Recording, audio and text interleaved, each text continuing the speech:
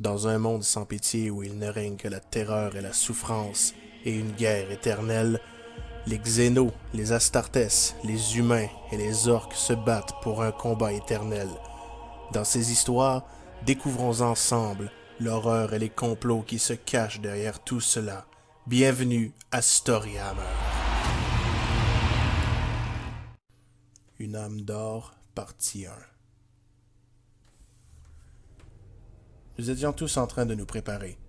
Cela faisait déjà plusieurs jours que l'alerte avait été donnée, et nous nous étions réunis sur Bâle.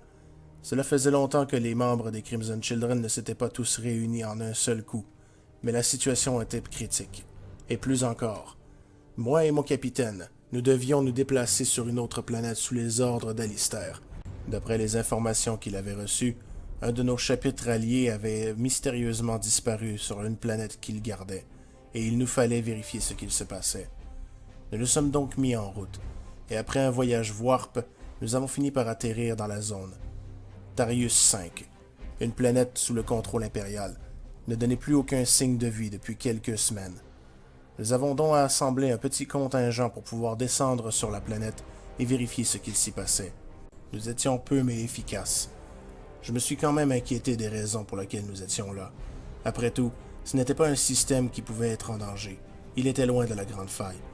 Pourtant, mon capitaine, Rex, m'a assuré que cela était nécessaire pour nous de vérifier ce qu'il y avait en bas. Selon les informations qu'il avait reçues, il y avait une relique sacrée à protéger à tout prix sur cette planète, et il ne fallait en aucun cas qu'elle tombe entre des mains ennemies ou Xénos.